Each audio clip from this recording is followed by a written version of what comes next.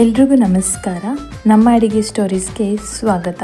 ಇವತ್ತಿನ ವಿಡಿಯೋದಲ್ಲಿ ತಂಪಾದ ಹಾಗೂ ಆರೋಗ್ಯಕರವಾದ ಪಾನೀಯವಾದ ಮಸಾಲ ಮಜ್ಜಿಗೆಯನ್ನು ಸಿಂಪಲ್ ಆಗಿ ಯಾವ ರೀತಿಯಲ್ಲಿ ಮಾಡೋದು ಅಂತ ತೋರಿಸ್ತಾ ಇದ್ದೀನಿ. ಬನ್ನಿ ಹೇಗೆ ಮಾಡೋದು ಅಂತ ನೋಡೋಣ. ಮೊದಲಿಗೆ ಒಂದು ಪಾತ್ರೆಯಲ್ಲಿ ಮನೆಯಲ್ಲೇ ಮಾಡಿರುವಂತಹ ಮೊಸರಿಂದ ಬೆಣ್ಣೆಯನ್ನು ತೆಗೆದಿಟ್ಟಿರುವಂತಹ ಮಜ್ಜಿಗೆನ ಹಾಕೊಳ್ತಾ ಇದ್ದೀನಿ. ಈ ಮಜ್ಜಿಗೆ ಹೇಗೆ ಮಾಡೋದು ಅಂತ ಇನ್ನೊಂದು ವಿಡಿಯೋದಲ್ಲಿ ನಾನು ತೋರಿಸ್ಕೊಡ್ತೀನಿ. ನಂತರ ಇದಕ್ಕೆ 1 ಲೋಟ ಆಗುವಷ್ಟು ನೀರನ್ನು ಹಾಕ್ಕೊಳ್ತಾ ಇದ್ದೀನಿ. ನೀರನ್ನು ಸ್ವಲ್ಪ ನೋಡಿ ಹಾಕ್ಕೊಳ್ಳಿ, ಎಷ್ಟು ತೆಳ್ಳಗೆ ಬೇಕೋ ಅಷ್ಟು ನೀರನ್ನು ಹಾಕ್ಕೊಂಡು ನೀವು ಹದ ಬೆರೆಸ್ಕೋಬೋದು. ನಂತರ ಕಟ್ ಮಾಡಿಟ್ಕೊಂಡಿರುವಂಥ ಹಸಿಮೆಣಸು, ಹಾಗೆ ಕಟ್ ಮಾಡಿಟ್ಕೊಂಡಿರುವಂಥ ಶುಂಠಿ ಪೀಸಸ್, ಹಾಗೆ ಕಟ್ ಮಾಡಿಟ್ಕೊಂಡಿರುವಂಥ ಈರುಳ್ಳಿ, ಹಾಗೆ ರುಚಿಗೆ ತಕ್ಕಷ್ಟು ಉಪ್ಪನ್ನು ಹಾಕ್ಕೊಂಡು ಚೆನ್ನಾಗಿ ಮಿಕ್ಸ್ ಮಾಡ್ಕೋಬೇಕು.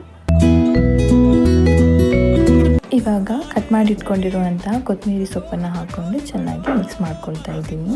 ಈಗ ತಾಜಾ ಮಸಾಲ ಮಜ್ಜಿಗೆ ರೆಡಿಯಾಗಿದೆ. ಇದನ್ನು ಒಂದು ಗ್ಲಾಸ್ಗೆ ಹಾಕ್ಕೊಂಡು ಸರ್ವ್ ಮಾಡ್ಕೊಳ್ತಾ ಇದ್ದೀನಿ. ಈ ಮಸಾಲ ಮಜ್ಜಿಗೆ ತುಂಬ ರುಚಿಕರವಾಗಿದ್ದು ಹಾಗೂ ಆರೋಗ್ಯಕ್ಕೂ ತುಂಬ ಒಳ್ಳೆಯದು.